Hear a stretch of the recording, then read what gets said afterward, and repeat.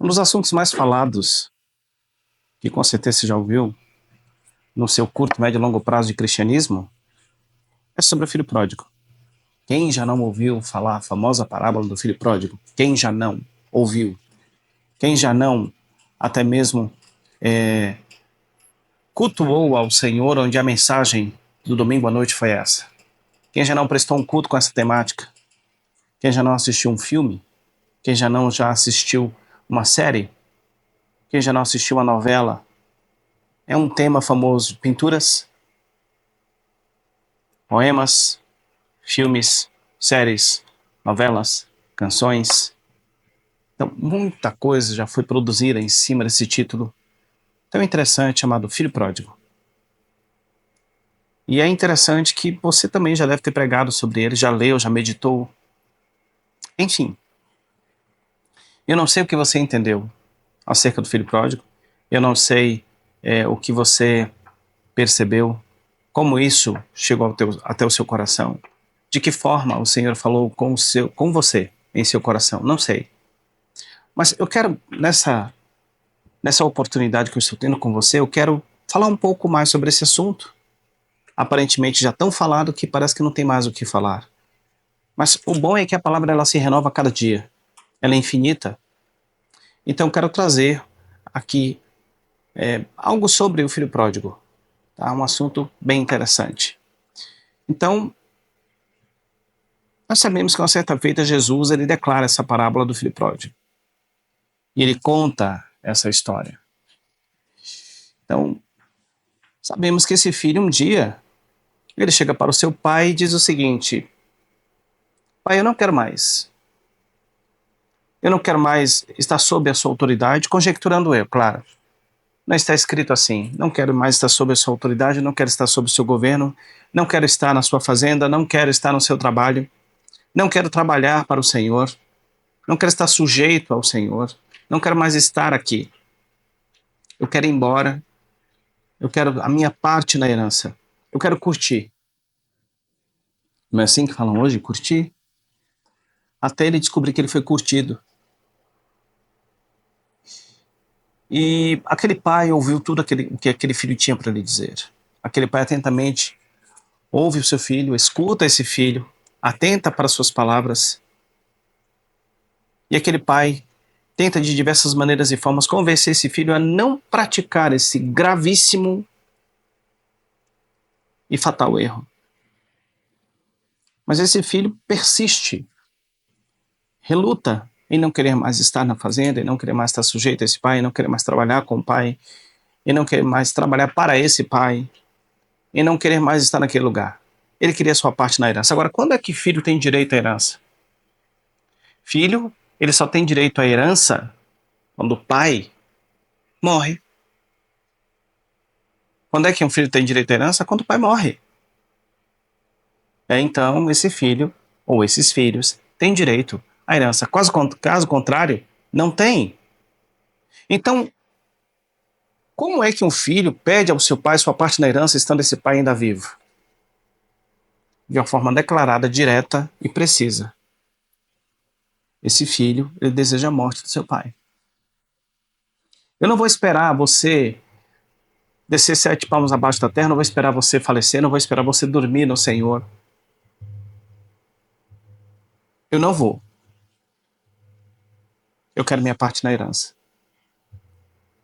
E eu fico imaginando o impacto psicológico daquele pai, ouvindo palavra por palavra daquele filho, prestando atenção em cada expressão da sua face, no seu tom de voz, na sua linguagem corporal, e aquele pai com toda uma atenção, mas também com toda uma paciência, com toda uma perseverança, com todo um amor, tenta convencer esse filho a não cometer esse erro. Eu imagino mais ou menos ele dizendo o seguinte: filho, mas presta atenção. Será que realmente é o momento adequado para que você assim o faça? Será que é o tempo? Será que é a estação? Será que esse é o modo correto? Por que você não fica ainda um tempo comigo? Tem certeza? Então eu fico imaginando que esse pai, em seu impacto psicológico, ao ouvir esse filho pedir sua parte na herança, ele é surpreendido por esse pedido, imagino eu, ele fica chocado com esse pedido, Ele começa a sentir a dor da perda. Ele sabe que aquele filho já tinha proposto isso em seu coração. Ele fica ali temendo perder esse filho. E ele tenta de todas as formas possíveis convencer esse filho a não fazer tal coisa, a não praticar tal ato, a não fazer tal besteira. Mas ele persiste. E esse pai amou tanto esse filho, mas amou tanto, que deixou ele partir. Estranho isso, não? Deixar a pessoa partir nos faz até realmente duvidar se esse pai amava esse filho, porque talvez você possa pensar e dizer o seguinte, se é que já não disse: se fosse eu, jamais deixaria ir. Eu protegeria, eu não deixaria ir. Mas não seria isso possessividade e controle? E por falar em possessividade e controle, a pergunta que eu tenho para você hoje é: o que é ciúmes para você?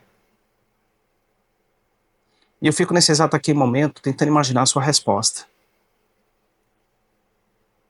E fico aqui imaginando você demorando para responder uma pergunta tão simples que você até pensa que sabe o que é, mas que talvez você esteja descobrindo na verdade que você não sabe o que é. Ciúmes. Muitas pessoas confundem ciúmes com controle e possessividade. E não é. Controle e possessividade. Ciúmes é zelo. Ciúmes é cuidado. E as escrituras afirmam que o Espírito Santo tem ciúmes, zelo, cuidado de nós. E não possessividade e controle. A possessividade e o controle não está no seu caráter. O orgulho, a altivez, a arrogância, a soberba, a ira, a agressividade, o ódio,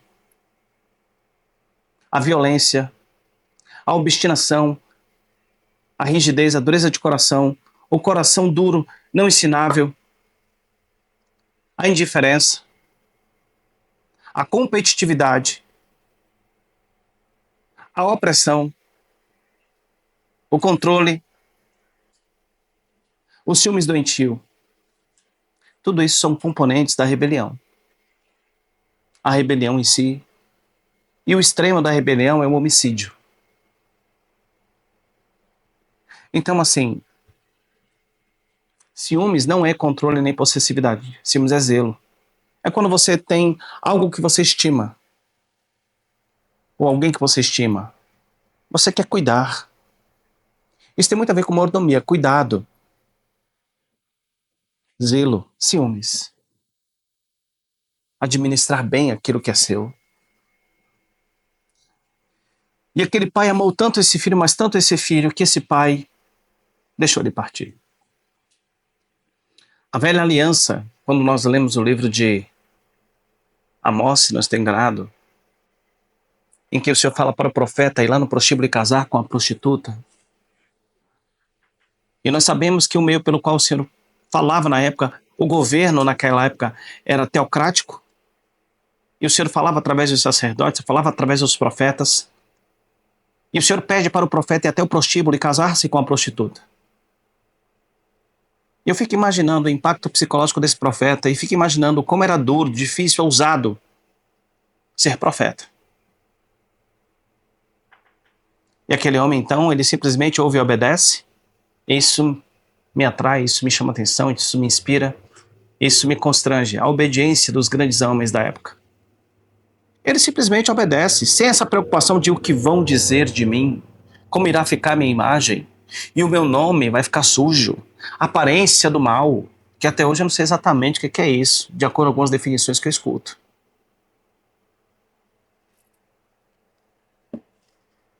E é interessante que não houve essa preocupação. Não houve essa preocupação.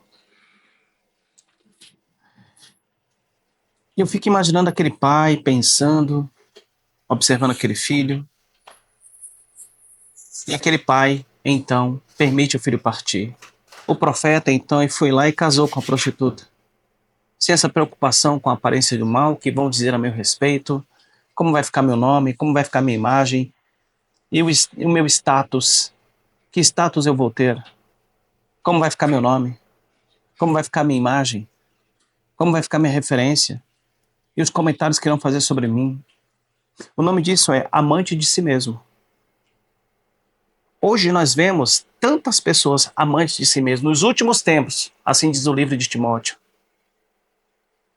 nos últimos tempos, os homens serão amantes de si mesmo,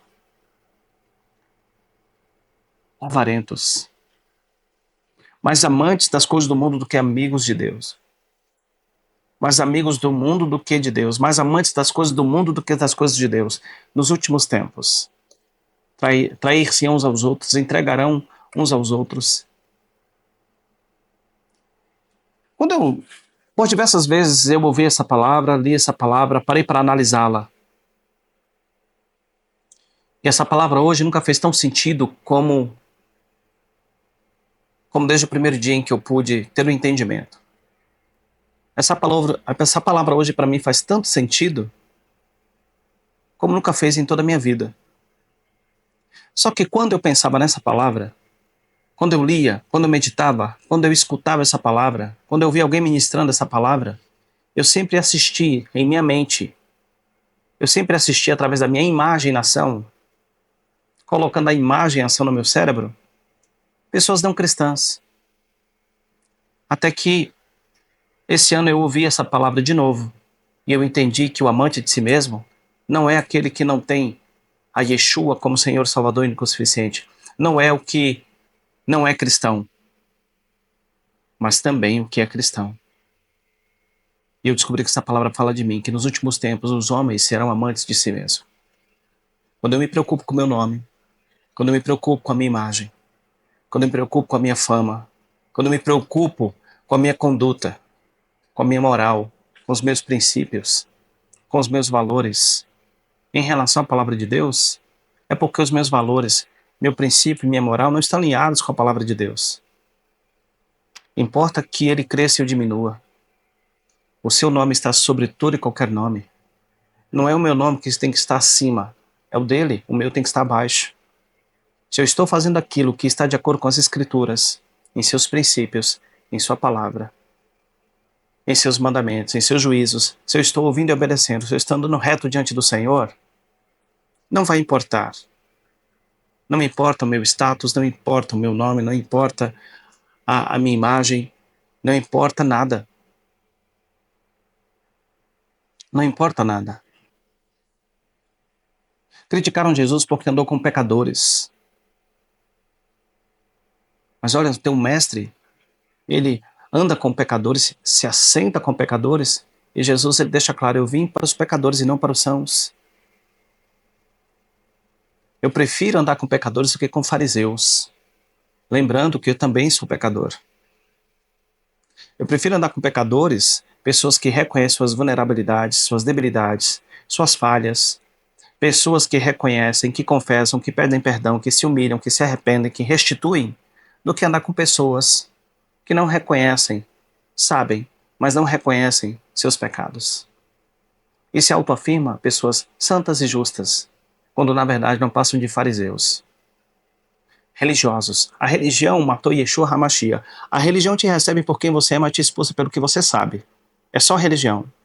Como diz um amigo meu em sua canção, Agil Costa, não há poder, não há cura, não há transformação, é só religião. Então, se não há poder, se não há cura, se não há transformação, é só religion. É só religião. Sai fora. Eu nunca vi a religião ajudar ninguém. Apesar que há quem diga que chega um momento de sua vida em que você precisa de religião, dependente de onde você venha. Você vai para certas denominações, são puras regras. Para quem vem de um contexto de drogadição, funciona até a pessoa amadurecer e começar a andar por princípios. Ela não precisa mais da religião expressa em certas denominações. Então, ele não teve essa preocupação. Jesus andou com crime organizado, não sei se você percebeu, mas ele andou com crime organizado da época, prostitutas e cobradores de impostos. Então, Jesus não teve essa preocupação. Parece que ele não teve essa preocupação com, tipo, o que será que vão falar de mim se me virem com você? Como vai ficar minha imagem? Né? Como vai ficar minha moral, minha conduta? Né? Olha, ele não estava preocupado com isso. Amantes de si mesmo. Hoje você Você abre você abre ali o Facebook, o Instagram, TikTok. Gente, eu não tenho TikTok, tá? Eu falo porque é uma coisa que está muito em alta. Facebook eu só tenho por causa da minha escola. Instagram também, senão não teria nada disso. E não sou nem eu que cuido. São pessoas chegadas. Não sou nem que cuido. Então, assim, por exemplo, você abre ali o Facebook, aí você vê ali naquela parte de cima no layout, tem umas imagens, e você vê as pessoas assim paradas, aí bota a imagem repetida.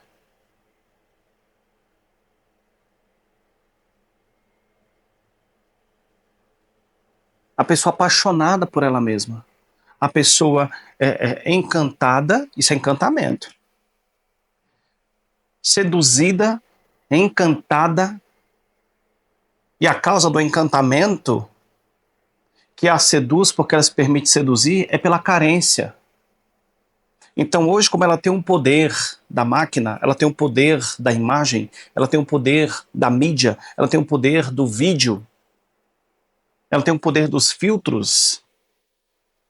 Hoje ela tem um poder de filmar, ela tem um poder de fazer uma edição, ela tem um poder de colocar filtro, ela tem um poder de fazer um maker. Hoje, como ela tem esse poder, então assim, ela mesma é atriz ou ator coadjuvante do seu próprio filme de fantasia. Então ela passa a apresentar uma imagem que não é real, uma cosmovisão que não é real, um perfil que não é real, em um mundo que não é real. Então, se você vai olhar a pessoa real e você vai olhar a pessoa ideal, que é a pessoa que está diante da câmera do celular, então você vê efeitos, brilhantina, borboletinhas, filtros e mais filtros, e a pessoa fazendo um charminho, um gestozinho repetitivo, tirando foto de cima para baixo para mostrar os seios, óbvio, ou de baixo para cima para mostrar o quadril, ou o peitoral, ou os braços, chega a similar com a insanidade. A pessoa ela está apaixonada por ela mesma, porque ela acredita que o único valor que ela tem é sua estética, é o seu fisiológico, é o seu cabelo, é o seu rosto. Então ela usa isso como objeto para encantar, para seduzir. Ela usa isso como amuleto, ela aposta nisso. Ela acredita que esse é o único valor que ela tem. Então ela investe, trabalha pesado nisso. Ela promove, ela potencializa. Ela passa por uma parte do seu tempo contemplando isso, investindo nisso. Então viva o fitness. Aí temos Botox, aí temos plástica. O Brasil foi número 1 em cirurgia plástica no mundo. Isso é indicativo de uma geração sem falta de afirmação, que baixa a autoestima. E quem afirma identidade é pai. Mas onde esse está? Então viva o fitness não é só uma questão de saúde. Eu quero desafiar as mulheres aí só na academia de mulheres para ver se vão como vão quando vão na academia onde tem homens e mulheres. Então usam o corpo porque acreditam que é o único valor que tem, trabalham este corpo e usam como objeto para seduzir e encantar. O nome disso é sensualidade. O que é sensualidade? É a idolatria de um sentimento. Então se a pessoa idolatra o sentimento por alguém ou por alguma coisa, essa idolatria que vai ter o poder de dominar a pessoa vai fazer dela sensual, escrava do senso. Então ela usa o seu corpo, a sua estética, a sua beleza como um objeto, como um amuleto para seduzir, para encantar, para chamar a atenção, para atrair, para seduzir, para encantar. Até que chega um ponto em que ela própria fica seduzida e encantada por si mesma. Ela fica horas e horas se olhando no espelho, não tira a cara do celular, não para de baixar aplicativos com filtros para cada vez mais buscar a perfeição de uma beleza inexistente. Onde essa pessoa está? Distraída, capturada, seduzida, encantada, fora de si, dependente, se tornando totalmente bestial, aonde um aparelho tornou-se o seu Deus. O nome disso é hedonismo. Aquele rapaz belo grego que olhou para a sua imagem na água e por ela se apaixonou. As pessoas estão apaixonadas por si mesmas, ou seja, amantes de si mesmo. Os pródigos que querem curtir a vida. A flor murcha e cai, mas o amor permanece. Um dia o seu corpo vai murchar. E agora? O que você vai fazer? Hã? É impressionante como as pessoas estão relutando para não envelhecer. Estica daqui, puxa da colar, enxerta de cá, incha de lá e fica parecendo um mutante. Parece que eu olho para a face de certas pessoas, parece que ela foi atropelada ou ela bateu o rosto em algum lugar, ou é como se ela foi golpeada nos lábios ou nas maçãs do rosto. Até que eu descobri que não é inchaço, é botox. Há casos e casos. Não estou dizendo para você não botar o seu botox, fica à vontade, viu? Bote seu botox, mas bote um botox violento a ponto de você não conseguir mais parar de rir. Plásticas e mais plásticas. Você fazer uma plástica para uma situação em que aconteceu trágica, tal, houve um dano, ok, vamos fazer um reparo. Tudo bem, mas o nome disso é não aceitação. Desculpa, mas é a realidade, não aceitação. Aquele jovem, ele queria curtir a vida, pegar toda a sua herança, aquilo que o pai levou anos angariando, trabalhando, se dando e se doando, semeando, se esforçando, labutando, encarando as intempéries da vida e do tempo, granjeando, administrando, produzindo, prosperando, e o filho vem e pede sua parte na herança. Qual é o impacto psicológico desse pai quando ouviu o filho lhe pedir a sua parte na herança? Qual é o impacto psicológico do profeta que pede, do profeta que obedece ao Senhor e casa com a prostituta, e no outro dia, quando ele acordou, ela estava de volta no prostíbulo? Assim o Senhor disse: Oséias, a minha nação me deixou por outros deuses, a minha esposa me deixou por outros homens. Ele se coloca na posição de um homem traído, vítima de adultério da sua esposa, a saber a igreja, a saber a nação, na época, a saber o povo.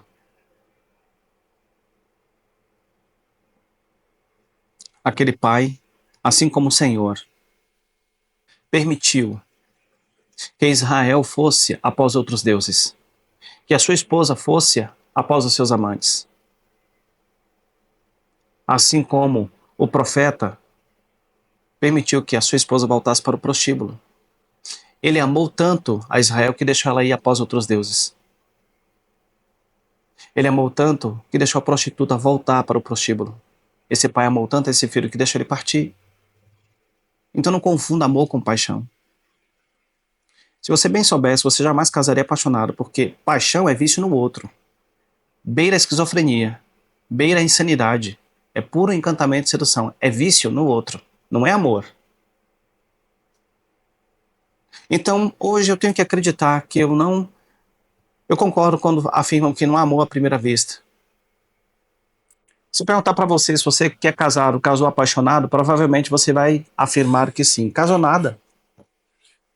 Ou melhor, se eu te perguntar se você casou amando, você vai dizer que sim, que você casou amando. Casou nada, você casou apaixonado mesmo. Amar é quando você acorda pela parte da manhã e o cabelo dela tá parecendo a mulher do... O cabelo dela tá parecendo o cabelo da mulher do Simpson. Sabe o Simpson? Aquele cabelo azulado para cima, parecendo uma torre, que lembra Semiramis, com a torre na cabeça. A mulher de Nimrod, pronto. Então, assim, é quando você acorda, é quando ele acorda e o cabelo dela tá lá em cima. Então ele já garante o tapa-olho para não tomar um susto quando acorda. E o tapa-olho dela tá na boca, ou melhor, tá no nariz, porque parece que ele dormiu com a meia na boca. É quando vem a conta, olha só, a parcela do seguro do carro, a mensalidade da faculdade, a parcela da tela do celular que quebrou, a parcela lá do Beto Carreiro, que você curtiu no último mês. É quando vem é, é quando vem a parcela da mensalidade é, é, da escola do seu filho e você esquenta a cabeça. É quando vem o INSS para pagar. É quando vem aluguel. É quando vem água. É quando vem luz. É quando vem condomínio. É quando vem a parcela do carro, IPVA. licenciamento. É quando vem aquela saidinha, que é um investimento. Então, assim, quando você para pensar, é quando vem momentos críticos, é quando vem desemprego, é quando vem doença.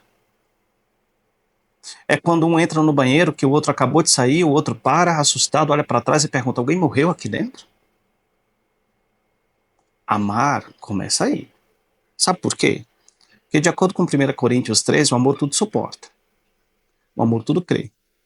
Padece. Não arde de ciúmes. Não pensa mal. Não se ufana. Não é egoísta. Não se isoberbece. Não procura seus próprios interesses. É benigno. É longânimo. Isso é amor. Amor não é sentimento. E sentimentos mentem. É decisão. Então você decide amar. Você não sente de amar. Eu olho nos dias de hoje, a pessoa olha para outra, passou 24 horas, máximo 2 dias, fala assim: cara, amei você. Nossa, amei você. Menina, amei você. Já? Vai lá conviver com ela na casa dela, na casa dele, pra você ver. Você fala isso porque você não mora com a pessoa.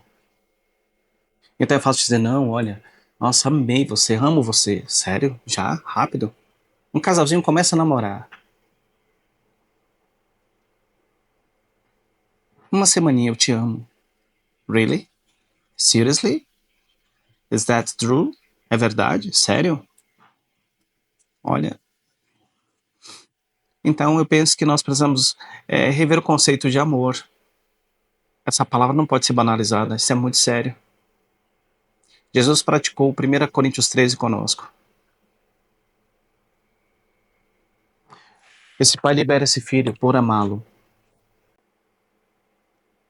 Esse pai entendeu o princípio da emancipação. Esse pai entendeu que esse filho é livre. Ele era livre. E deixou ele ir. Por mais que isso lhe doeu. Mas foi uma renúncia. E por falar em renúncia, você sabe o que é renúncia?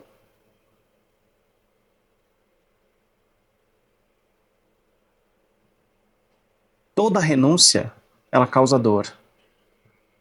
Se não é, se não tem dor, não é renúncia. Se não te dói, se não te custa, não é renúncia. Então não é adoração. E por falar em adoração, você sabe qual foi a primeira vez em que a palavra adoração apareceu na Bíblia? É quando o Senhor pede a Abraão, e não mais Abrão, agora Abraão, não mais pai de uma multidão, mas pai de nações, o seu filho, o seu Isaac, o seu sorriso, a sua descendência, o seu sonho realizado. Se eu te perguntar se algum dia você realizou um sonho, provavelmente você já realizou algum sonho. Senão, eu acho que você não anda sonhando. Mas provavelmente você já deve ter realizado um sonho. Agora imagina se nessa imagine se nessa hora em que você realizou um sonho, o Senhor te pede o teu sonho. Você daria aquilo que você mais sonhou e realizou? Você daria? Pense antes de responder para que você não seja provado. E eu fico imaginando o impacto psicológico de Abraão, assim como fico imaginando o impacto psicológico do pai do pródigo. Ele pensou, pensou, pensou, e conjecturo eu que Abraão chegou na conclusão: tudo que o pai dá ele não toma de volta, nem revoga os dons, assim como Davi não tomou de volta o trono, não revogou os dons. E aí então, Abraão não fala nada para sua esposa, e tem coisas que não dá para falar para vocês mulheres. Imagina, olha, o Senhor me pediu o nosso filho em holocausto. Essa palavra holocausto significa queimar até o fim, ou seja, o Senhor pediu para mim fazer um churrasco do menino, e eu vou fazer lá no Monte Moriá. O que você acha que uma mãe vai falar para um filho quando a sua madre estava fechada, em idade avançada, milagrosamente ela teve um filho, e o seu único filho? Ele pega os seus conservos, anda por dias, chega no pé do Monte Moriá, olha para os seus conservos e diz: ficai-vos aqui, porque eu vou adorar com o menino, e voltamos. Esse voltamos é pela fé. Porque se o menino ia ser sacrificado em holocausto, ou seja, ia ser queimado, como ele iria voltar? Porque ele confiara no Senhor e sabia que aquilo que o Senhor lhe dava, o Senhor não tomava de volta. Ele confiou no Senhor. Ainda que esse menino seja frito, o Senhor vai fazê-lo ressuscitar e eu vou descer com ele. Então, é a primeira vez que a palavra adoração aparece. Ficai-vos aqui porque eu vou adorar com o menino e voltamos. Então, eu não sei nas suas... Porque hoje temos muitas versões de Bíblia, né? Eu tenho até medo disso. No meu tempo de teologia, eu descobri que, assim, existem Bíblias que faltam até 15 versículos. Isso é uma vida. Eu não sei como é que existem Bíblias que faltam 15 versículos, mas tudo bem. Sem falar das muitas traduções. Mas eu não sei se na sua versão, né, que seja mais atualizada, mais, assim, nova, mas seja lá o quê. Eu não sei se, por um acaso, lá no Monte Moriá, tinha alguma banda de música. Tinha algum cantor famoso, gospel. Hoje isso é muito forte, né? Eu não sei. Mas por que nós associamos adoração com música? Por que nós associamos adorar com cantar? Eu acho tão interessante quando o ministro de louvor daquela noite, do domingo à noite, ou da ministra de louvor, pega o microfone e diz: boa noite, tudo bem? Eu quero te convidar de pé. Fica de pé nessa noite, vamos adorar em nome de Jesus. Eu acho tão bonito quando ela fala assim ou quando ele fala assim. Mas quando você vai checar o literal da palavra adoração, significa renúncia. E toda renúncia causa dor, toda renúncia custa e custou para Abraão. Mas ali deixou provar o seu coração onde estava, se estava no Filho, se estava no Senhor. Ali, na verdade, era um vislumbre. Ali era ali era um sinal profético, um vislumbre. Ali era um sinal profético de que, assim como Abraão, o Senhor entregaria o seu filho para ser sacrificado por nós. Abraão deixou claro que seu coração estava no Pai e que ele amara mais o Pai acima de qualquer coisa. Amar a Deus sobre todas as coisas. Ali ele cumpriu esse mandamento. E ao próximo como a ti mesmo. Ele amou ao Senhor acima do seu filho. Ele estava disposto a deixar o seu filho pelo Senhor. Ele deixara claro onde estava o seu coração. Ele não idolatrou o seu filho. Não colocou seu filho acima do Senhor. Não o defendeu, não se colocou na frente. Ele estava disposto a dar o seu filho. Por amor, por obediência. Entendendo que o mais importante, o suficiente em sua vida, era o próprio Senhor. E ali o Senhor aprovara. E o resto da história nós já sabemos. Eu vou aqui te falar sobre duas coisas que caracterizam a adoração. Renúncia, como eu acabei de citar, e imitação. Paulo diz: sede meus imitadores como eu fui de Cristo. Olha a ousadia de Paulo. Paulo diz que imitá-lo era imitar a Cristo. Por que nós acreditamos que cantar é adorar? Não se engane. Cantar não é adorar, mas nós podemos adorar através da música. E música é arma de defesa e ataque. Não brinque com música.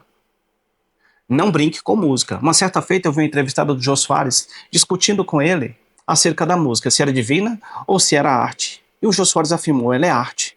E ela disse: tudo bem, concordo, mas antes de ser arte, ela é divina? Ele disse: não, ela é apenas arte. E ela disse: não, ela é divina. E ele retrucou novamente e afirmou: não, ela é uma arte. E ela olhou bem nos olhos dele e disse, olhando bem em seus olhos, ela afirma: você sabe que ela é divina, você sabe que ela veio dos céus. Gente, quem caiu foi um maestro, não sei se você lembra disso. Um maestro caiu, ele fez esse estardalhaço todo e nós estamos aqui. Agora eu fico imaginando se fosse Michael. Eu fico imaginando se fosse Miguel, o senhor da guerra. Se Miguel cai, eu não sei onde estaremos hoje. Se um músico, um maestro caiu, fez isso tudo, imagine Miguel. Então não brinque com música. Música é arma de defesa e ataque. Podemos adorar através da música. A música tem o poder de mudar o caráter de uma pessoa. A música tem o poder de enfermar e de curar. Você ouve um rock, você sente vontade de jogar a guitarra para cima, chutar as cadeiras, subir nas paredes. Você ouve um reggae, você relaxa. E há quem diga que o Senhor é o pai do reggae, que é o sétimo dia, quando ele criou o mundo e ao sétimo dia descansou, ele soltou um reggae e ficou só... Everything gonna be alright. Brincadeira, gente. O Senhor não fez isso. Outros dizem que o pai do reggae foi Davi. Quando trouxe a arca, Davi começou a saltar, a ponto que as suas vergonhas se mostraram. Também brincadeira, Davi não foi o pai do reggae. Mas se ouve um reggae, você relaxa por causa do BPM, batidas por minuto. A música tem três procedências: humana, satânica e divina. Ter uma casinha branca de varanda, um quintal e uma janela, só pra ver o sol nascer. Algum problema com essa música, que talvez se chame de mundana? Por quê? Porque ela fala de coisas naturais, eu não cito o nome do Senhor, mas ela fala de uma casinha branca de varanda, um quintal, uma janela só para ver o sol nascer, coisas que o Senhor fez. Ela é natural, ela é humana. Nada contra se você não quiser cantar, tudo bem, não tem problema. O problema é quando o cristão canta e não vive. Esse é o problema. O mercado da música cristã cresceu muito, mas a qualidade caiu muito. Eu lembro, há mais de 20 anos atrás, quando eu trabalhava, que eu pegava o meu salário, ia ao centro da cidade, comprava um CD e um livro para ler. Hoje, até porque nem CD mais existe, né? Mas assim, para mim, ouvir uma música, ela primeiro tem que chegar no meu espírito. A música tem o poder de mudar o caráter de uma pessoa. Você ouve um blues, o blues, aí vem o jazz, o soul, são músicas que relaxam, mas também podem gerar tristeza, porque o blues ele vem com o gemido dos negros quando foram sequestrados das suas tribos, da sua raça, do seu povo, do seu continente, da sua cultura, das suas comidas típicas, do seu clima, e eles sabiam que nunca mais iriam voltar. Alguns morriam nos navios negreiros de maus tratos e outros de banzo. Alguém sabe o que é morrer de banzo? Banzo é saudade. Então essa expressão, tô morrendo de saudade de você, é africano. Os pretos, como hoje são chamados, ou os negros, para mim, pode me chamar de negro, não me importa, pode me chamar de preto também, não tem problema. Eu aqui, da minha cor, pronto. Mulato, moreno, enfim, como queira. Eu sou Luiz, isso aqui importa. Então, assim, ele é tão tribal que ele não consegue, diferente do europeu, viver isolado. Tribalismo, comunhão, contato, sinestésico. Então, esse gemido, esse lamento, gerou o blues, gerou o soul, também relaxa. Mas se você ouvir Beethoven, você deprime. Se você ouvir certas canções de Michael Jackson, você deprime. Você vai ouvir aí um MPB, você relaxa. Então, você ouve um hip hop, é protesto. Então, você não pode brincar com a música. Não brinque com música. Cuidado com a frequência da música. A música tem um poder de seduzir e encantar. A música, se ela tivesse um gênero, ela seria masculina. Ela não bate na porta e pergunta: posso entrar nos seus ouvidos, descer pro seu coração e ficar na sua mente? Não, ela te invade. É igual o sol. A música tem um poder de transporte. Você ouve uma música, você passando em algum lugar, ou um carro passou com som alto e você ouviu aquela música, de repente você lembrou do dia, da hora, do momento, do tempo, da cor da roupa. Você lembrou até do perfume. Hum, hum, nossa, que saudade.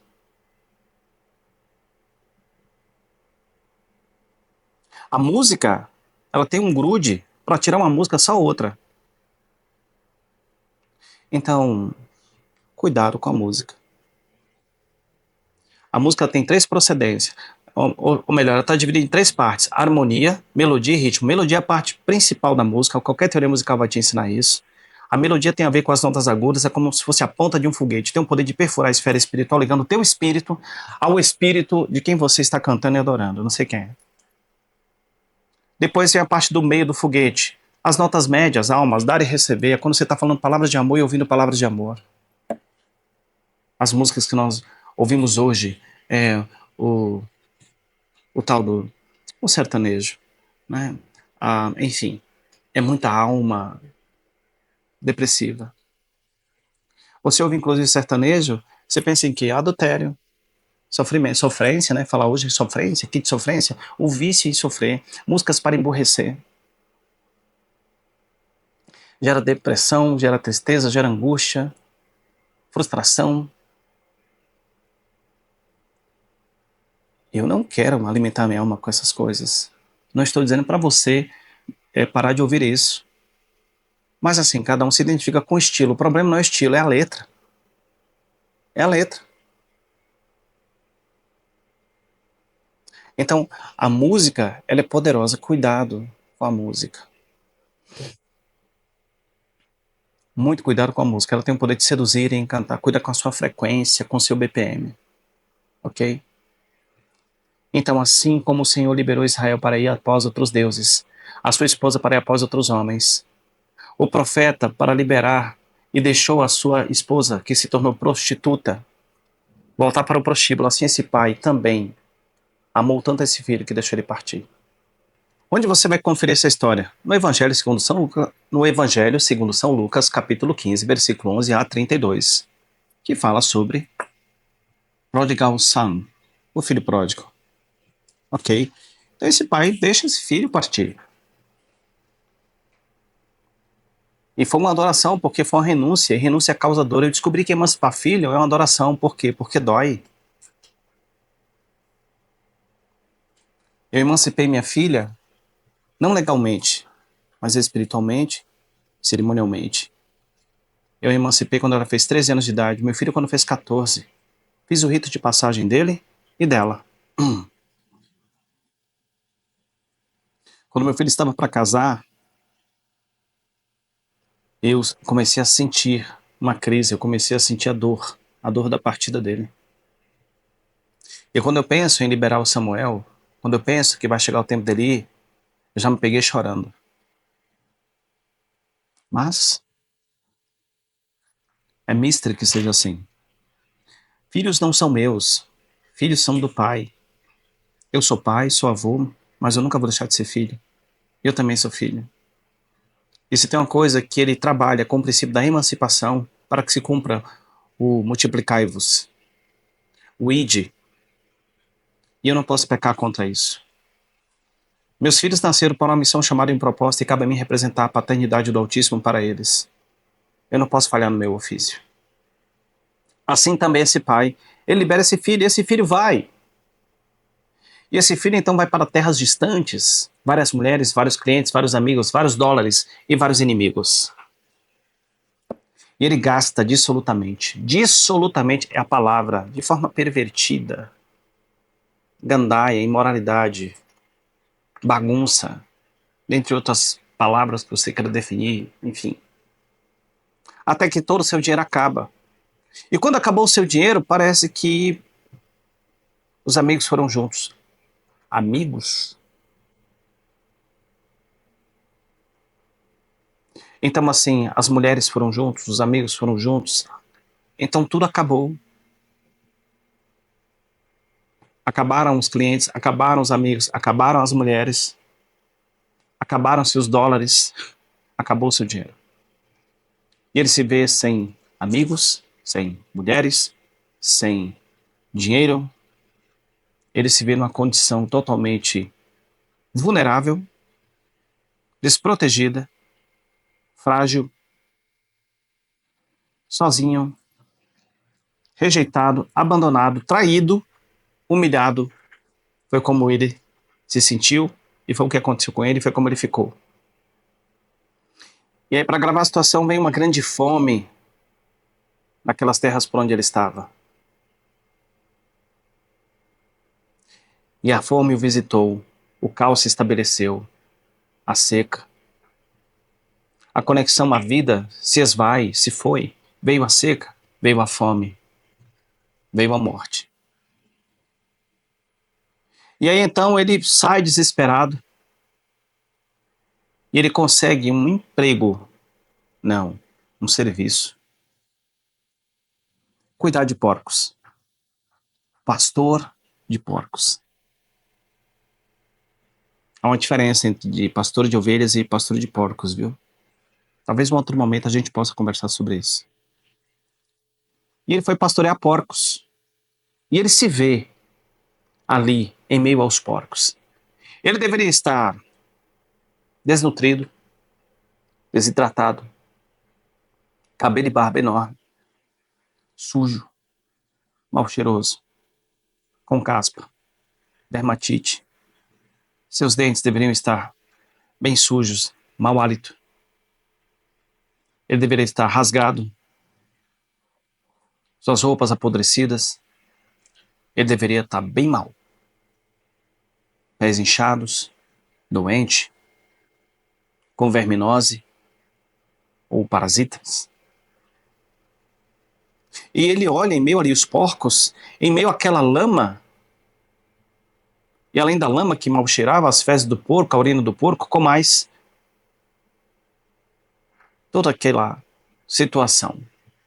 E ele vê que foi dado para os porcos alfarrobas ou bolotas. Só que a alfarroba tem cor de chocolate, tem gosto de chocolate, parece chocolate, mas não é chocolate, é onde não dá nada. No deserto da Judéia, deserto é um lugar onde não dá nada, da alfarroba, que é um símbolo da graça e da misericórdia do Eterno. Mas nem isso lhe foi dado para comer dessa graça, dessa misericórdia. Ele foi isento da graça. Primeira consequência para que eles honram os pais: miséria, pobreza, abandono, rejeição, traição, injustiça, humilhação. Já começa por aí. Quando nós desonramos os nossos pais, e essa é a ênfase que eu quero dar, a consequência da desonra aos pais. Quando nós desonramos os nossos pais, nós sofremos rejeição, nós sofremos abandono, nós sofremos traição, nós sofremos humilhação. Segunda coisa que vai acontecer quando nós desonramos nossos pais: nós vamos empobrecer espiritualmente, emocionalmente, depressão, fobia, síndrome de pânico. Nós vamos desenvolver uma tristeza crônica. Nós vamos sofrer uma miséria emocional. Nós vamos sofrer uma miséria familiar, distante dos familiares. Nós vamos sofrer uma miséria financeira. Vamos perder dinheiro. Por mais que se ganhe, parece que nunca dá. Nem para acumular, nem para guardar, nem para juntar, nem para usar no cotidiano. O dinheiro já chega e some. Já ouviu aquela expressão: trabalho, trabalho, trabalho e não tenho nada? Para onde está indo esse dinheiro? É como se estivesse colocando em um saco furado. Não sustenta, não acumula, não guarda, não enche, não enriquece. Uma pobreza financeira. Ganha até bem. Ah, deve ser uma má administração. Ok. E aqueles que administram tão bem e ainda assim não têm? Uma miséria financeira é uma miséria profissional, não consegue parar emprego, ou se para emprego nunca é promovido. Uma miséria conjugal, casamento sempre numa miséria. Uma miséria sexual, uma miséria emocional, uma miséria no relacionamento, na intimidade, na comunhão. Uma miséria. Uma miséria social. Então a pessoa começa a viver misérias em cada área de suas vidas. Outra consequência para quem desonra os pais: a miséria, a fome. A fome é a terceira consequência. E essa fome pode ser tanto fisiológica, como espiritual, como emocional. Essa miséria pode ser tanto fisiológica, essa miséria pode ser tanto financeira, como emocional, como espiritual. Mas a miséria virá para cada área da sua vida. Se um dia você desonrou seus pais e nunca consertou com eles. Outra consequência que você vai sofrer quando você desonra os seus pais: você vai trabalhar naquilo que você detesta, naquilo que você odeia, naquilo que é desagradável, naquilo que você tem aversão, tem nojo. Você até um dia sonhou muito com aquela profissão, mas quando você conseguiu a profissão, conseguiu se formar, você passou a ter nojo.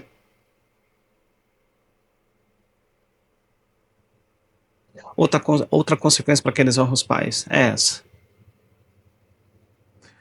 É interessante que aquele filho, ao olhar aquelas alfarrobas e vendo os porcos comerem aquelas alfarrobas, que não era comida de porco, mas foi dada aos porcos, as escrituras diz que ele cai em si. Eu vou te falar aqui uma coisa. Tem coisas que filho só vai cair em si quando chegar na miséria. Seja miséria espiritual, seja miséria familiar, seja miséria... Aí o divórcio, separação, se ele sai de casa, seja miséria ministerial, seja miséria financeira, seja miséria profissional, seja miséria no casamento, seja miséria na sexualidade, seja miséria social, a miséria virá para todas as áreas da vida. Tem coisa que filho só vai cair em si quando chegar na miséria. E eu espero que você não tenha sido, ou seja, eu esteja sendo um desses. Uma certa feita eu vi aquela, não vou citar o nome, perdão, uma profissional da mídia, uma repórter, perguntar para um senhor, não lembro o nome dele, mas um homem culto, erudito, e ela lhe fez a seguinte pergunta: o senhor acha que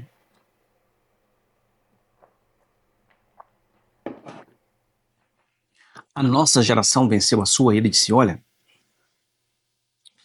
existem três tipos de pessoas. Existem aqueles que aprendem olhando, existem aqueles que aprendem, esses que aprendem olhando são sábios. Existem aqueles que aprendem experimentando, experienciando, esses são medíocres. E existem aqueles que passam pela experiência e não aprendem, esses são burros. Ele foi rude, né? Mas assim, ó, eu particularmente não acredito no burro. Eu acredito no obstinado, no viciado em sofrimento, no acomodado, no passivo,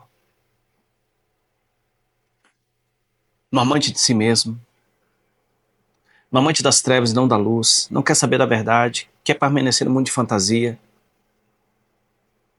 Então, assim,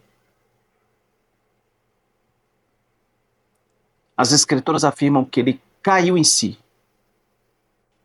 Quando ele viu aquela situação dos porcos comendo as alfarrobas, que é uma simbologia da graça de Deus, e essa é a terceira consequência para quem desonra os pais, isento da graça. Ele caiu em si. E ele disse: os servos na casa do meu pai vivem melhor do que eu. Voltarei à casa do meu pai, esses servos significam escravos. Voltarei à casa do meu pai e direi: pai, pequei contra os céus e contra ti. E há um tempo atrás eu parei para pensar sobre esse trecho da frase dele: pequei contra os céus e contra ti. E a pergunta que eu fiz ao Senhor foi: pai, como assim ele pecou contra os céus? Ele pecou contra o pai dele. E o Senhor de imediato me respondeu: entenda uma coisa, pecar contra os céus, pecar contra os pais é pecar contra os céus.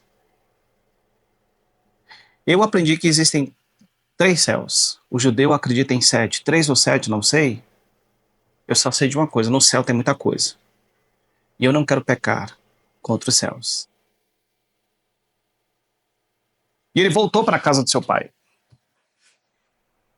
Ele volta para a casa do seu pai.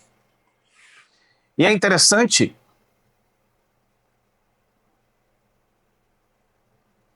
que aquele pai não estava na porta da sua casa. Estudiosos, pesquisadores, teólogos afirmam que esse pai estava na porta da cidade, porque era lá que se decidiam grandes coisas. As grandes decisões eram tomadas na porta da cidade. Esse pai estava na porta da cidade. E é interessante que ele acreditou que esse filho ia voltar. Ele discerniu que não daria certo, ele sabia que não daria certo. Ele cria que aquele filho iria voltar. Isso é um exemplo de fé. A fé é o firme fundamento daquilo que se espera, a convicção de fatos que não se vê. Ele esperava o retorno do filho, mas não estava vendo o filho. Ele esperava o retorno do filho, mas não estava vendo o filho. Mas isso não me impediu que ele o esperasse na porta da cidade. E se ele não estivesse na porta da cidade, se os anciãos, e não esse pai, esse filho, seria apedrejado. Porque todos ficaram sabendo que ele pede a sua parte na herança. E a sentença de morte para quem deseja a morte dos pais é morte por apedrejamento. Esse pai vai correndo na sua direção, o abraça e o beija. Impressionante. O filho volta desfigurado pela inanição, pela desnutrição, perdão, e pela desidratação. Estava doente, estava totalmente doente. Esse pai o reconhece, corre em sua direção, o abraça com todo o mau cheiro e o beija. É isso que o pai faz comigo e com você. Quando nós estamos judiados, maltratados, na condição de escravos do pecado. E é interessante que esse pai, ele não hesita. Mesmo vendo que esse filho vivia uma vida dissoluta, uma vida totalmente perversa, sexualmente, descontrolada, desregrada. Dissoluto significa isso. Dissoluto significa descontrolado, desperdício e desregrado. Ele cai em si, decide voltar então, e eu vou te falar, se ele não volta para consertar com seu pai, ele morreria.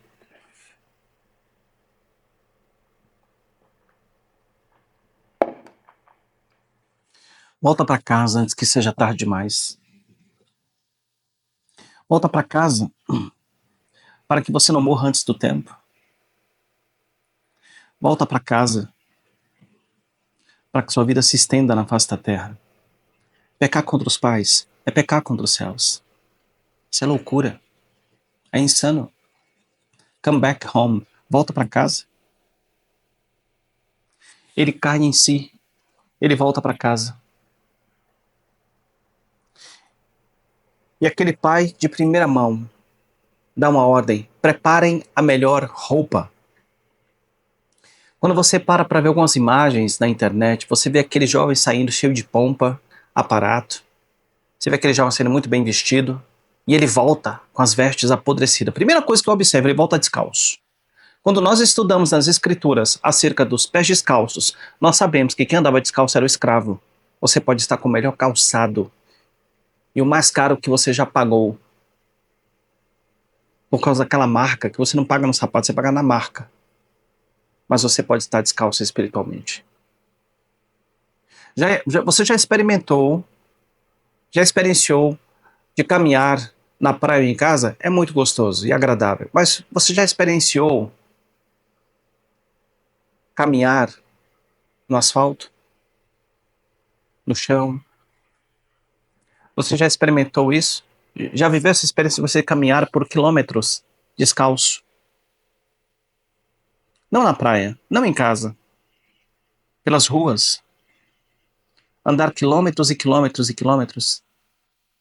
Seus pés doem, machucam, incham. Você pode contrair parasitas. A caminhada de alguém que anda descalço é dolorosa. É lenta. É difícil. É desagradável. É torturante. Essa é outra consequência para quem desonra os pais: escravidão. Caminho de abrolhos e espinhos, dolorosos, difíceis, lentos, mesmo com o melhor calçado que você pode ter comprado.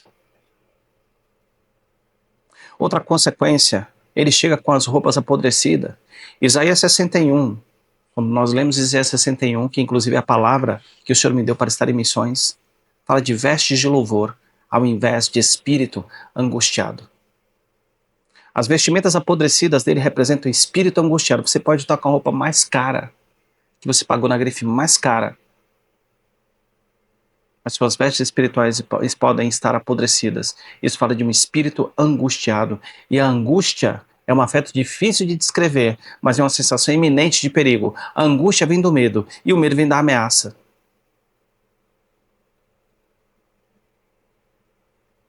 Ele foi ordenar que fosse trocado as suas vestes.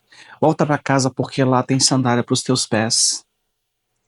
Só voltando para casa para reconciliar com os pais é que você vai sair da condição de escravo e vai deixar de trilhar caminhos dolorosos, difíceis, lentos, de abrolhos e espinhos. Ele tem para nós caminhos de paz. Volta para casa, porque lá tem vestimentas para você. Vestes de louvor ao invés de espírito angustiado. Uma outra coisa que é interessante, que ele também sugere, é que seja colocado um anel no dedo do seu filho. Esse filho sai com um cajado, mas volta com a vara. A vara fala de uma vida em que você vive, que não é uma vida, é uma sobrevida. Você leva uma vida se apoiando em um e se apoiando em outro, porque você não tem mais forças. Você fica de apoio em apoio. De favor em favor. De pedinte em pedinte. Ele volta, ele sai com um rompante, com a cabeça lá em cima, ele volta de cabeça baixa, humilhado.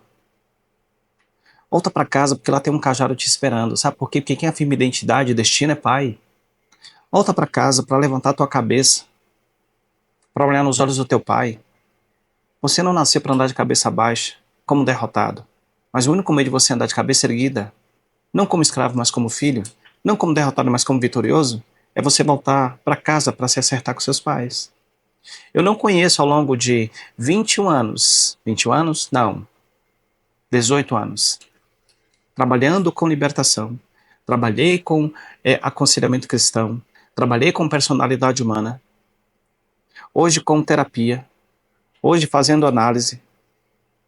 Eu não conheço um que saiu de casa sem a bênção dos pais, que foi, quer e que será feliz, casado ou solteiro. Mas todo aquele que eu aconselhei volta para casa e voltaram e reconciliaram com seus pais, suas vidas mudaram da água para o vinho. Você tem a oportunidade de virar a chave, a oportunidade de mudar a história. Então isso fala de uma vergonha tóxica. Outra consequência para quem desonra os pais. Andar apoiado em outro de favor em favor, de pedir em pedir, é outra consequência para quem desonra os pais. Espírito angustiado é outra consequência para quem desonra os pais. Andar como escravo é outra consequência para quem desonra os pais. Está no emprego há anos, mas não é promovido. Ou nunca para emprego. Outra consequência para quem desonra os pais. Cegueira. E você vai me dizer assim, olha, Luiz, com todo respeito, o que você está falando é interessante, mas assim, olha, eu conheço muita gente que desonra seus pais, mas nem óculos usa. E eu não estou dizendo que você que usa óculos é porque você desonrou seus pais. Eu também uso óculos, mas eu passei a usar agora. 1,5 para descanso. E não é porque eu comecei a desonrar os meus pais, não. É uma questão de biologia mesmo. As vistas cansam com uma certa idade. É a idade, a famosa idade, né? Muito bem. Essas pessoas podem até enxergar muito bem, mas são pessoas que não acham saídas, respostas, luz no fim do túnel. Não acham saídas na vida, não acham respostas, não veem a luz no fim do túnel. Estão cegas, espiritualmente e emocionalmente. Estão cegas. Elas têm como que escama nos olhos. Não encontram, não acham saída. Outra consequência para quem desonra os pais, apedrejamento. Não, Luiz, aí agora acho que você foi longe. A última até deu para entender, ok. Não acha saída, esse é um tipo de cegueira, não literalmente, ok.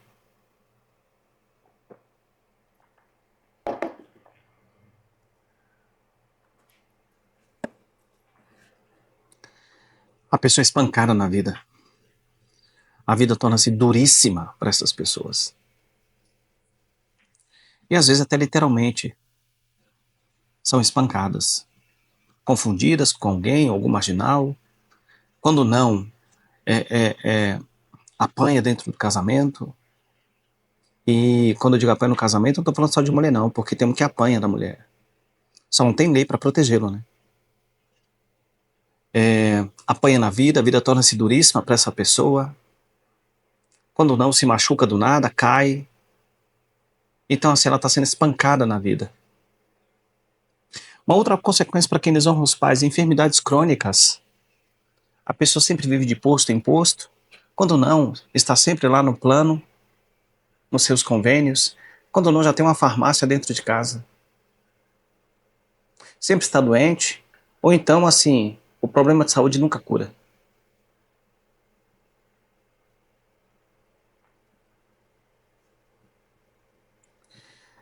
Quando esse filho volta para casa, além das sandálias e das vestimentas, o pai pede para ele colocar um anel no dedo.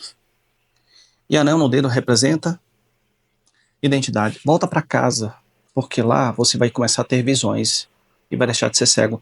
Volta para casa, porque lá você vai deixar de ser espancado na vida. Volta para casa, porque lá tem remédio te esperando. Tudo isso é o poder da reconciliação entre pais e filhos e pais. Volta para casa. Essas foram as consequências do filho que desonrou seu pai. Essas são as consequências daqueles que desonram os seus pais. Você lembra de Absalão? Como terminou?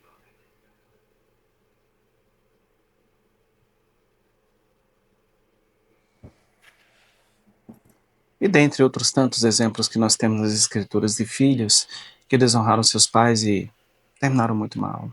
Vocês lembram dos filhos de Eli?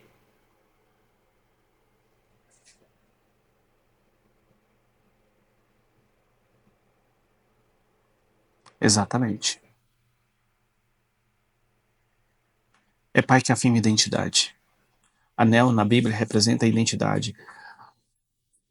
Os líderes de tribo, quando iam assinar um documento, eles marcavam o brasão que tinha no seu anel nascer e marcava no documento. Anel na Bíblia representa identidade. Quem afirma identidade de filho é pai. Quem deu o nome a todas as coisas? O pai Adão. Quem deu o nome à primeira mulher? O pai Adão. Quem afirmou o filho no batismo de João? O pai. Quem colocou o anel no dedo do filho quando voltou para casa? O pai. É pai que afirma identidade. Veja bem, gente, mãe fala, entra aqui e sai aqui. Mas quando o pai fala, pai falou, tá falado. Há um tempo atrás eu estive em Muriaé, no interior de Minas. Uma senhorinha veio ao meu encontro e falou assim: bem, eu quero dar um testemunho para acrescentar nos seus seminários, pensa que vai ajudar. Eu falei: pois não. Ela disse: um pai foi convidado pela diretora da escola do seu filho a comparecer porque ela precisava falar algumas coisas acerca do seu filho, ou seja, se queixar dele. Esse pai, então, prontamente, ele foi ao encontro dessa diretora e ao chegar lá, vindo ela em sua direção, ele a interpelou e afirmou antes que ela pudesse abrir a boca para falar alguma coisa e disse: ele não vale nada, ele não presta, ele é um vagabundo, ele é um marginal, e vou te dizer mais, vai morrer cedo. Palavras têm poder, o verbo se faz carne, o poder da morte e da vida está na ponta da língua, e quem falou não foi qualquer um, foi o maior homem da vida dele, a maior autoridade sobre a vida dele. Passaram-se o tempo, e esse garoto tornou-se aquilo que a sociedade chama de não presta, vagabundo, não vale nada, marginal, e o duro morreu cedo. É como aquele homem que chega em casa e ao chegar em casa, abre a porta da sua casa e encontra aquele cheiro. Ele é surpreendido por um cheiro que, como que um anzol, que fisga a boca do peixe, assim o cheiro fisgou suas narinas e o conduz até a cozinha, onde lá tem uma mulher fazendo aquele bolo maravilhoso. Ele abraça para beijá-la e ela fala: não, não, não, não, por favor, não me abraça, me beija que eu tô suado. Nós vamos querendo que vocês, mulheres, nos beijem, nos abracem do jeito que a gente tá. Ele deu um beijinho em sua cabeça, elogiou o bolo, mas ele viu lá um potinho com algumas bolinhas vermelhas. Ele pegou o pote, ele abriu, tirou uma bolinha vermelha e colocou em cima do bolo. Toda a atenção vai para onde? Para a cereja. Uma palavra de um pai equivale a 1000 palavras de uma mãe. Pai falou, tá falado. E quando ele tem preguiça de falar, ele nem fala, ele só olha. Você viu o olhar do pai?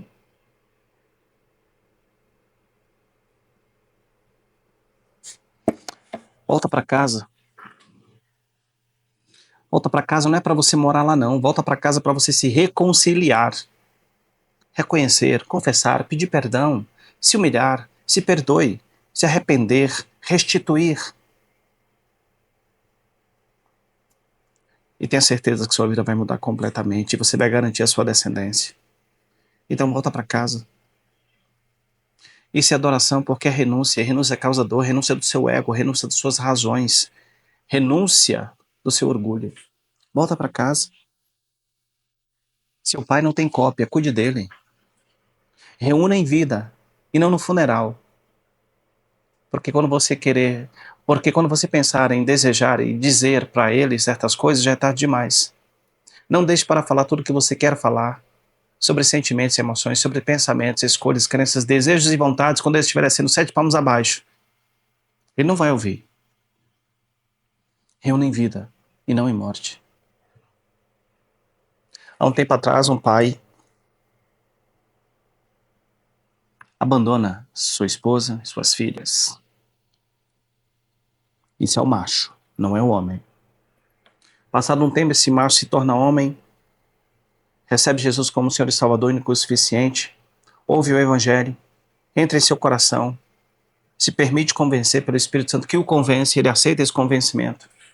Ele passa, por sua vez, então, a servir e a seguir a Cristo, passa a congregar em uma denominação, e ele retorna, anos depois, para se reconciliar com a sua ex-esposa e suas filhas.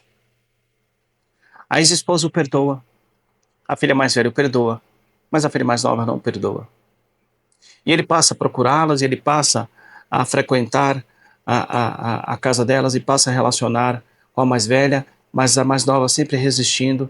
Passaram-se anos até que ele faleceu. E quando ele faleceu, essa filha mais nova socava a tampa do caixão e dizia: você não pode fazer isso comigo. Você não pode mais uma vez ir embora. Você não tem o direito de fazer isso. Eu tenho muita coisa para falar para você. Eu não te perdoei ainda. Pai, eu te amo. Já era tarde. Não deixe para reunir em morte. Reúne em vida. A frase da minha esposa quando meu sogro faleceu foi: devia ter te beijado mais, te abraçado mais, dito que eu te amava mais, ter estado mais com você, tudo mais. Mas por mais que você faça isso, você ainda vai julgar que não foi o suficiente. Não concorde com o que seus pais fizeram, mas aceite, eles fizeram. A motivação foi até boa, mas o princípio errado, ou o princípio foi certo e a motivação errada. Aqui, ó. De quantos minutos você precisa para perdoar? De quanto tempo? De quantos minutos você precisa para perdoar? Um momento. De quantos minutos você precisa para perdoar? Um momento.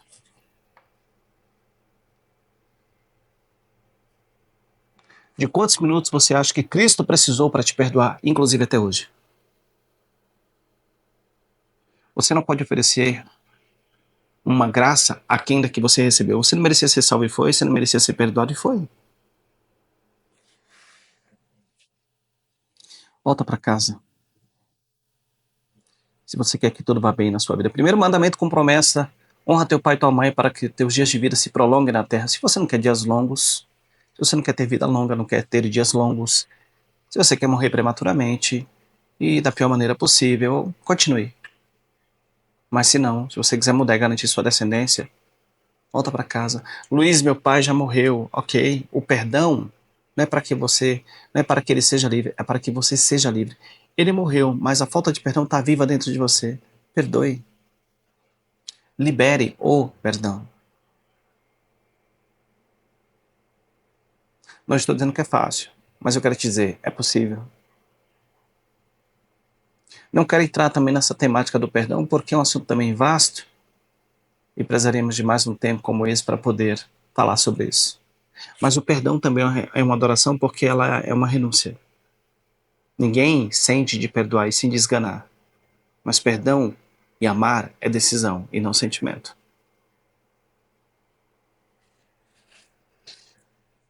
O filho, quando vê o seu irmão se aproximando, ele se afasta. O pai, então, grita para os escravos e veja que os escravos viviam melhor que o filho. Não queriam uma condição melhor para os escravos do que para o filho, mas o filho se colocou aquém dos escravos. É o que acontece quando eu e você desonramos nossos pais. Ficamos aquém da escravidão. A mendigagem é outra consequência da desonra aos pais. A não prosperidade é outra consequência da desonra aos pais. Foi feita uma festa. Tomou banho. Aquele banho, gente, não era simplesmente um banho para tirar a sujeira, o mau cheiro, a podridão, trocar as vestes podres, colocar a sandália nos pés. Não era para fazer um esfoliamento nos pés, no rosto. Não era simplesmente uma massagem no corpo. Não eram remédios para se livrar dos parasitas. Aquilo era um batismo de reconciliação e arrependimento. Volta para casa porque lá tem sandália para os teus pés, caminhos de paz. Lá tem vestes de louvor, ao invés de espírito angustiado, óleo de alegria. Lá tem um cajado para você, teu ministério. Lá tem um anel que é identidade, só Pai afirma. Lá tem um batismo te esperando e não um banho. Lá tem a restituição do que você irresponsavelmente gastou. Herança. Volta para casa. Escravos não herdam, filhos herdam. Esse filho tornou-se escravo, decidiu voltar como escravo. Mas o pai não tem escravo, tem filhos. Então pare de agir como escravo, pensar como escravo, ter postura e perfil de escravo, como o irmão do pródigo, que ao ver a celebração, eles chamam dos servos e perguntam: o que está acontecendo aí? O teu irmão que estava perdido, ele voltou para casa. E se recusando a entrar, isso chamou a atenção do pai, que quando procurou para saber qual o motivo pelo qual ele não entrara para celebrar, À volta do irmão, ele disse: há tanto tempo tenho eu trabalhado para ti como escravo. Esse rapaz, ele era filho ou escravo? Todos nós sabemos que ele era filho, geneticamente, socialmente, legalmente, mas emocionalmente, mentalmente, ele acreditava ser um escravo, ele não se via filho, ele se via escravo. Ele tinha visão de escravo, escuta de escravo, discernimento de escravo, percepção de escravo, linguagem de escravo, atitudes, conduta de escravo. Não porque era escravo, mas porque não se via filho. Saindo da metáfora de Jesus que representa esse pai como o pai e os filhos como nós, em que ele nos ama pelo que somos e não pelo que fazemos, pode falar de um pai nos dias de hoje que não sabe falar a linguagem de amor do seu filho. E por não saber falar essa linguagem de amor do filho, esse filho, por sua vez, não se sente amado. Como eu já falei aqui, quando é que o filho se rebela? Quando ele não se sente amado. Esse filho, por sua vez, não se sentindo correspondido em sua linguagem de amor, e com isso não se sentindo amado e acreditando não ter sido amado pelo pai. E talvez a linguagem de amor do filho mais novo fosse igual à linguagem de amor desse pai.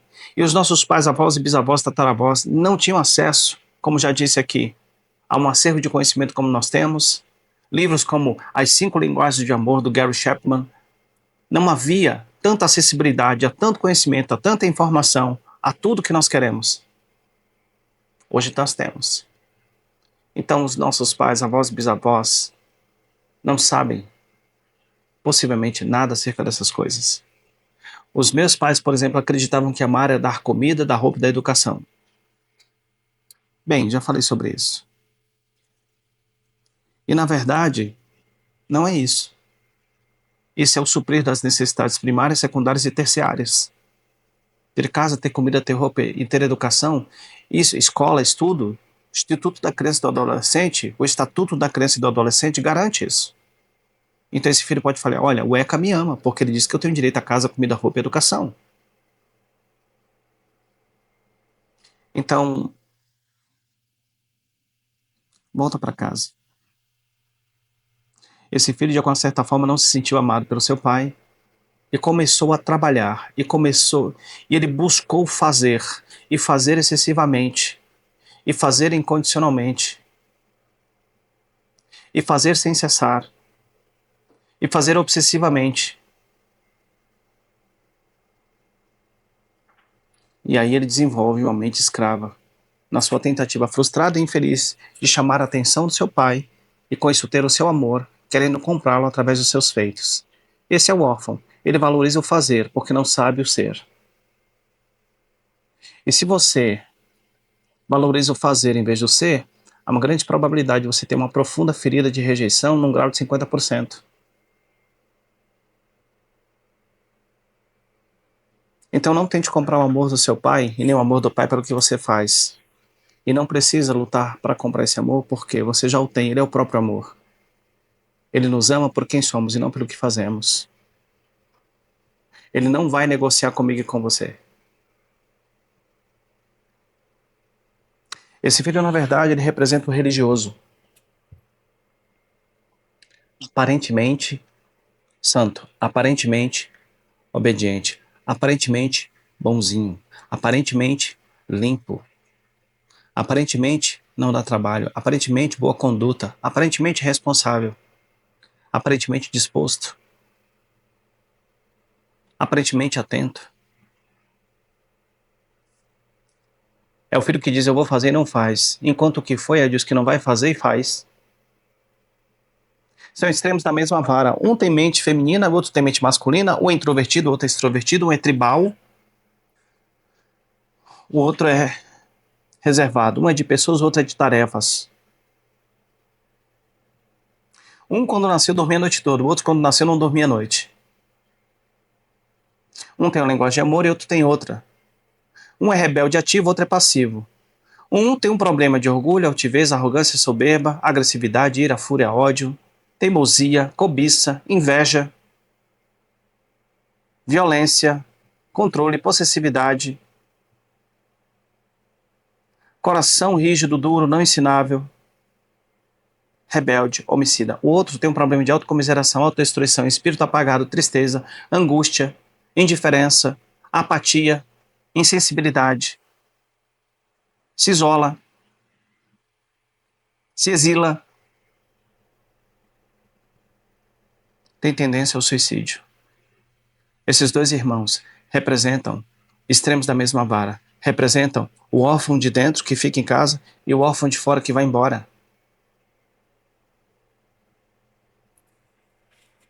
Um é orgulhoso ativo, o outro é orgulhoso passivo. Um reconhece, o outro não. Um se acha justo demais, o outro se acha pecador demais.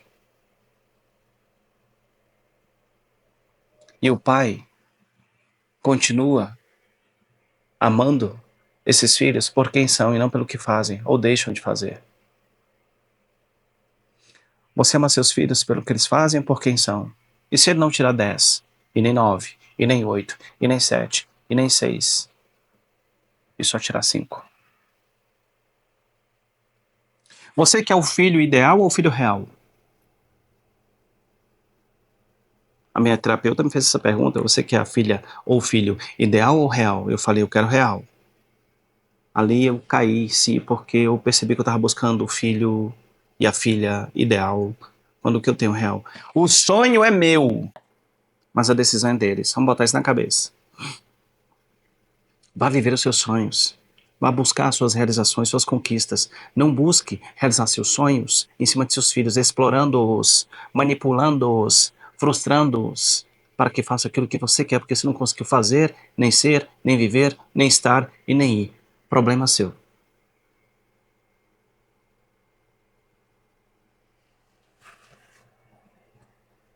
Esse filho que ficou, na verdade, nunca amou seu pai.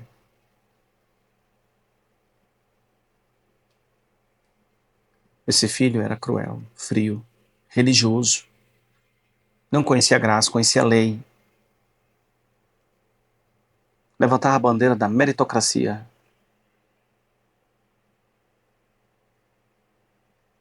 Volta para casa, porque lá tem vida para você, ok? Muito grato pela sua atenção. Que o Pai te abençoe. Que o espírito de reconciliação e justiça venha sobre sua vida. Lembre-se, a velha aliança termina com: e converterei o coração dos pais aos filhos, e dos filhos aos pais, para que o Senhor não venha e fira a terra com maldição. Talvez você não goste dessa palavra maldição. Tá, ok, vamos botar então castigo. Talvez você não goste de castigo, né? Antigo isso. Tá bom, vamos botar disciplina. Disciplina pela quebra da lei. E converterei, e farei voltar, inclinarei o coração do pai ao filho, dos pais aos filhos, e dos filhos aos pais. Qual o primeiro sujeito que aparece? Os pais. Porque eles são referenciais e diferenciais. Eles primeiro têm que fazer para que esse filho, discípulo, seguidor, possa com isso refletir esse exemplo. É esse evangelho que a gente tem que pregar, o evangelho do bom exemplo. Então, para que eu não venha e fira a terra com punição, com castigo, com maldição, eu vou converter o coração dos pais aos filhos. E dos filhos aos pais. Então, filho é reflexo. Porém, também são responsáveis por suas ações e escolhas. Então, o Senhor disse que iria converter, inclinar, fazer voltar o coração dos pais aos filhos. E dos filhos aos seus pais, para que ele, o Senhor, não viesse e ferisse a terra. Terra fala de pessoas, do pó viestes ao pó retornarás. Terra fala de pessoa, terra fala de família, terra fala de rua, terra fala de bairro, terra fala de estado, terra fala de cidade, terra fala de região, terra fala de nação. Do pó viestes, ao pó retornarás, para que o Senhor não venha e fira a terra com mal dizer, com punição, com castigo. Eu vou fazer o seguinte, eu vou converter o coração dos pais aos filhos e dos filhos aos seus pais. Então, qual é o princípio da maldição? É a desconexão, é a separação pela cunha de Moloque, o espírito de orfandade e morte, que separa gerações, os pais dos filhos dos pais. Toda a sorte de maldição que você já ouviu falar ou venha falar em sua vida, de Emily Rose até o Exorcista, começa na desconexão entre pais e filhos e pais. A maldição morreu, caiu em desgraça, foi amaldiçoada, foi destituída da glória de Deus, porque o filho Adão se separou do pai e o pai do filho. Só um filho tem um poder de reconciliação e salvação. Yeshua HaMashiach. E assim se encerra a velha aliança com tantas palavras. Para encerrar, a velha aliança encerra-se com essa palavra. Percebeu? 430 anos depois, período interbíblico. Alguns teólogos e estudiosos afirmam que foi o tempo em que o Senhor ficou sem falar com o seu povo. Falou através de uma forma indireta, mas não direta. Foi quando surgiram os livros apócrifos. 430 anos depois é o tempo entre a velha aliança e a nova aliança.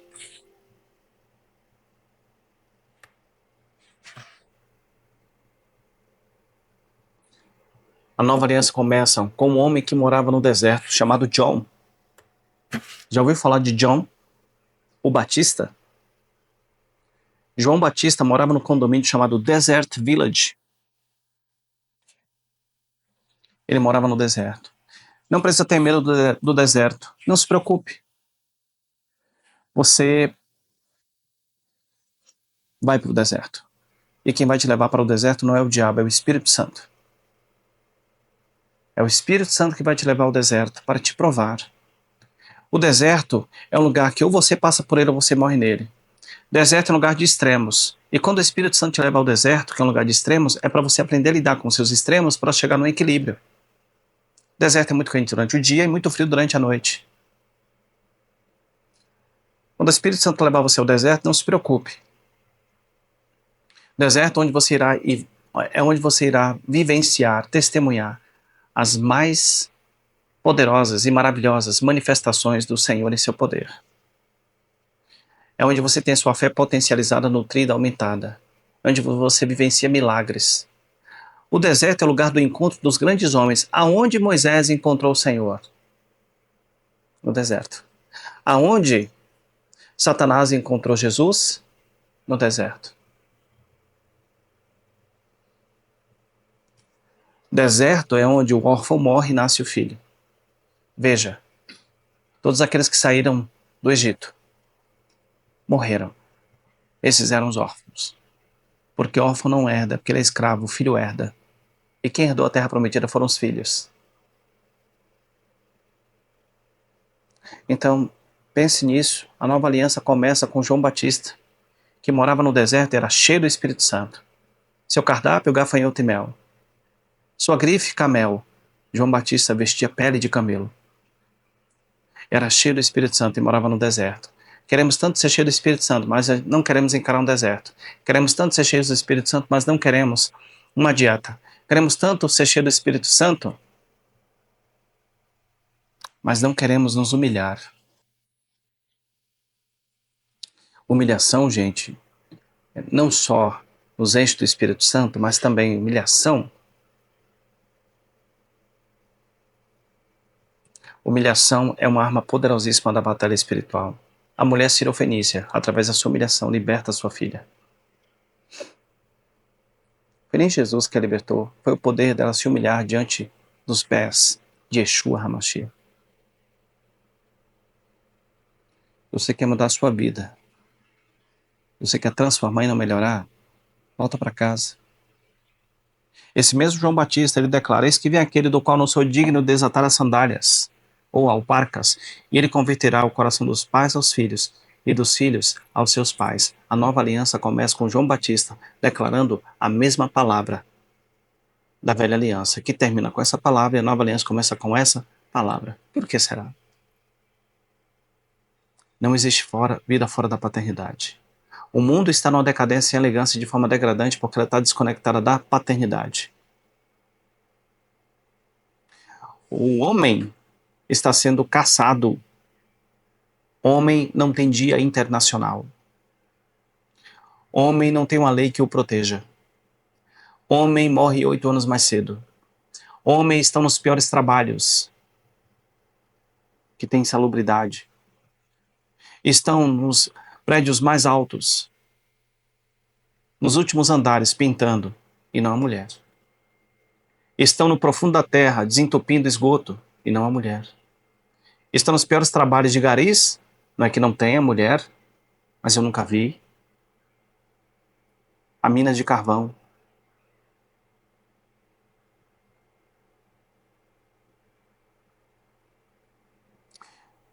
Esses são os homens que estão com medo de casar porque têm medo de perderem tudo. Esses são os homens que, se der um grito hoje numa mulher, ele pode ser preso. Estão se sentindo impotentes, estão se tornando afeminados, as mulheres estão se tornando másculas, as roupas do homem são apertadas, das mulheres são folgadas. Os homens estão perdendo as suas formas, as suas definições musculosas, em sua musculatura as mulheres estão ficando cada vez mais definidas. Os homens estão falando fino, as mulheres estão falando grosso. As mulheres não estão querendo ter mais filhos.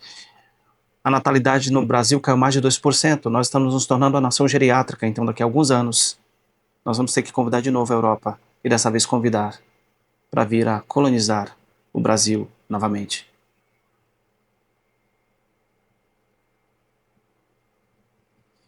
Bem, mas esse é assunto para outro momento.